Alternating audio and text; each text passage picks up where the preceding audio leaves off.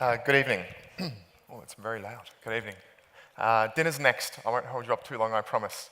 I'm pretty sure that if you've stuck around this long, you're here to hear about governance and democracy, and I think you'll probably like the sort of stuff we're up to. So, again, my name's Jamie Skella, co-founder of Horizon State, and this journey started for me about 2 years ago. But where we've wound up, and I'll summarise it very succinctly, is that utilising distributed ledger technology, we've effectively been able to, for the first time in history, create a ballot box which cannot be hacked. A tamper-proof ballot box, which obviously leads us to a place into the distant future where this will be looked back on, I hope, as a step towards the eradication of corruption in our democratic processes, and not just electoral, but everywhere else as well.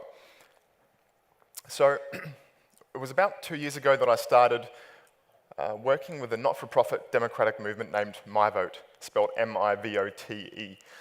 It's a Melbourne-based movement out of Australia, and the question that's up on the screen is really the one that we were asking ourselves. Given the technology that is now available to us today, if the founders of our great nations, and indeed the founders of our capitalist institutions, had access to this technology back then, what would it look like? What I don't think it would look like is, using electoral processes as an example, is getting everybody to go down to a polling station once every few years to write on a piece of paper and drop it into a box. There's a whole bunch of problems with that process, as we are seeing all around the world. Everything from fraudulent voting to result tampering, and the fact it's actually just pretty inconvenient for people. It's also a relic of a way of governing ourselves which is no longer really relevant given the opportunity that we have in front of us, the technological opportunity. And an analogy I like to use is that as consumers, we've got what are effectively supercomputers in our pockets, and driverless cars are here, and they're only going to get very much better over the next few months and years. But the way we govern ourselves, in fact, is a comparative horse and cart. It's a pocket calculator instead of a pocket supercomputer. And so it feels like it's about time. Now, MyVote itself isn't just about this technology. The technology that we've created as Horizon State was spun out of MyVote, but it was designed to enable movements just like MyVote, as well as be implemented into governments all around the world and institutions all around the world. Now, of note, MyVote wanted to be able to engage a constituency, Australian residents, with immediacy and regularity, frequency, and of course security. And so, having done a tremendous amount of blockchain-based research and had been dabbling in crypto assets in the lead-up to my involvement with MyVote, it came on like a light bulb. Obviously, the blockchain could potentially be a solution, a big, important solution to a big problem, a big part of this equation, which is, of course, the security of the result.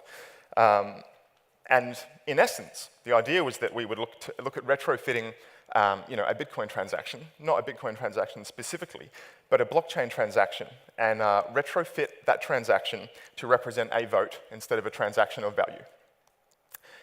To give you some ideas about the current failings and the opportunities that are in front of us, in Australia right now, the government is running a non-binding postal vote costing the taxpayers $122 million because it's slow, it's archaic, and it needs a lot of people involved to accomplish it. We're utilising old world postal services. We are getting people to write on a piece of paper and post it back. These have been left out in the rain, they've been sent to the wrong addresses, and it's costing a tremendous amount. So by utilising blockchain and atop of it, smartphones and the internet, we're able to reduce that cost by a factor of 15 or more. This would look more like a $2 million process instead of a $122 million process. We also have the issue of voter apathy. Turnout is a major issue in the United States where voting is not compulsory. Now, if you're the sort of person that doesn't feel that you are probably well informed enough to make your vote count, or indeed that your vote just doesn't count in a relatively cynical way, then you're obviously less likely to drive or catch a bus or a train to your local polling station. But again, utilising the internet and the smartphone in our pocket, all based upon blockchain technology, we're able to reduce voter apathy by creating convenience. We know statistically that the further away non-compulsory voters are from their polling stations, the less likely they are to vote. And so again, something we can work towards improving. And then, of course, there's the security issue. So whether it's the e-voting machines, which have just been proven hackable in a space of minutes in the United States, or indeed centralized SQL servers, which are obviously single points of failure and vectors of attack, utilizing the blockchain, we're able to secure the vote in a completely unprecedented way. So to recap, cost per vote, $7 to $25. Geographically centralized methods of participation are slow and expensive, and current electronic and online means have significant security concerns. So the solutions that we have in front of us, as I said, historically profound, is the opportunity to secure the vote for the first time ever in a way that cannot be changed. So we can stop talking about interference and get on with governing effectively. Convenient voting through the smartphone will reduce apathy, and of course, significantly less cost to you and I, the taxpayer, for running these processes.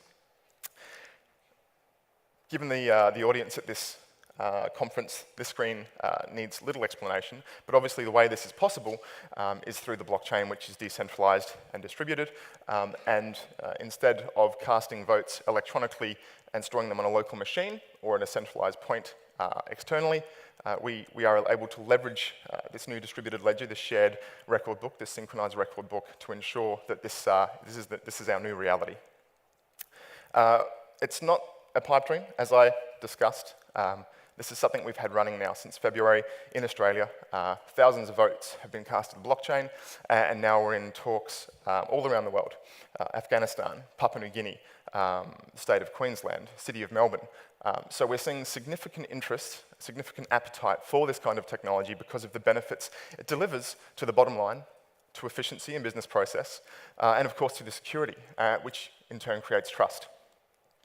Now this is an unfair comparison, but sometimes unfair comparisons are the most important ones, which again I relate back to an SQL database and the traditional ballot boxes with paper.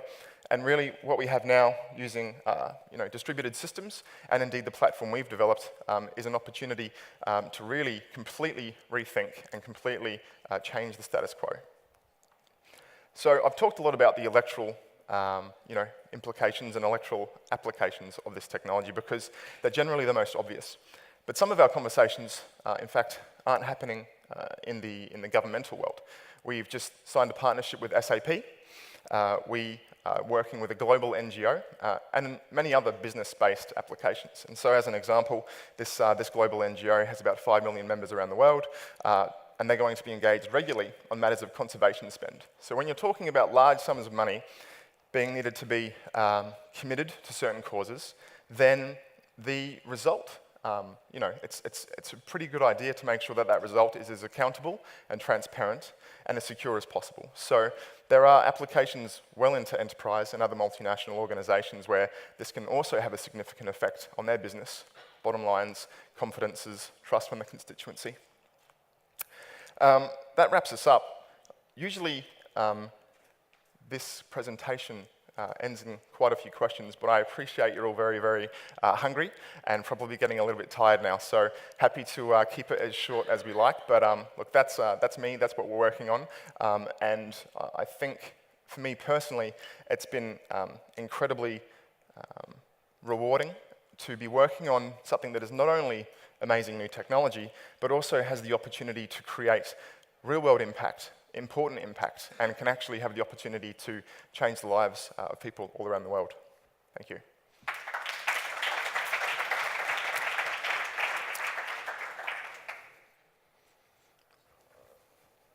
Any questions?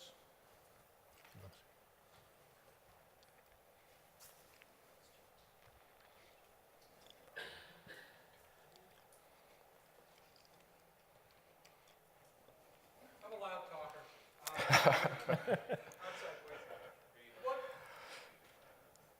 Are there any implications? I'm thinking of the user interface and thinking of access. Yep. Have you addressed the potential for inequality and access based on the technology and a person's ability to get access to technology to use it? Absolutely. So there's a few facets to this access and eligibility and interface question. Now, the solutions that we've created don't need to be all or nothing. For every ballot box that's removed, for every postal vote that doesn't need to be sent, there are significant gains to be made, both in efficiency and security, and and obviously lowering costs as well. So what we're seeing, for example, working with one of the territories in Australia is that initially they actually want to utilise this for rural voting, for people where it's incredibly inconvenient to get to polling stations or where they need to deliver polling stations or conduct a postal vote. And in regards to the interfaces, primarily, obviously, digital, but we aren't under the illusion that postal votes can just end or ballot boxes can just disappear. This will be a slow improvement over time, and in developed worlds, we have far more people with obviously improved access to personal devices and shared computers, be that in a study or a library. But we're also working very closely with the governmental and non-governmental institutions on the best ways that we can roll this out to be as effective as we can be. Now, in terms of access and eligibility, what we didn't want to do was create some sort of universal authentication or access system ourselves, because it's hard enough explaining blockchain and selling this kind of technology to governments who aren't necessarily sophisticated enough to already be on this. But then to tell them that now they need to ID all of their citizens in a very specific way sort of breaks the deal. And so we are working very, very closely with our partners and our customers on making sure that their existing processes and procedures and policies are all well considered, and that we work with them on ways that people would actually access this system, have their identity verified, and thus be made eligible to vote. Does that sort of answer it?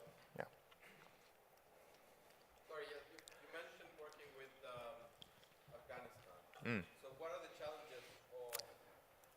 what are the challenges of implementing your system in a very rock terrain where you will have challenges even to have internet? So philosophically, the conversations that we're having in developed nations throughout the Middle East, Southeast Asia, and some other regions, philosophically are wonderful because, using Afghanistan as an example, they are in the process of rebuilding. They have effectively a clean slate, and so now they get to think about the right way to do things, or at least the better way to do things. But yes, we do have absolute, acknowledgement that this isn't, again, necessarily going to be a flick the switch and it's solved, because there is a huge portion of the population which don't have access or convenient access to these devices, or indeed, internet-enabled devices. Now, in Australia and similar countries, it's relatively simple in the sense that 85% of the Australian adult population have smartphones already, and about 100% of the adult population, or very close to, have access to at least a shared terminal or shared computer of some kind. Then we look at, for example, India, where the situation is very different. 500 million of their approximate 1.5 billion have smartphones, and maybe you can get up to 750 mil or a billion that have access to computers. So again, it's not going to be an all or nothing approach. It's not let's just change everything now. It's about improvement. There's no perfect solution. It's just about making sure that we continue to take positive steps in a better direction. However, there are other developing nations where almost the entire adult population already has blazing fast internet and access to smart technology. So there are certain regions, certain countries in Southeast Asia where most of the population already has very cheap disposable smartphones, and that has been their first computer, and now it's ubiquitous. So it's different everywhere, and we'll be sort of approaching this as differently as we need to in each region.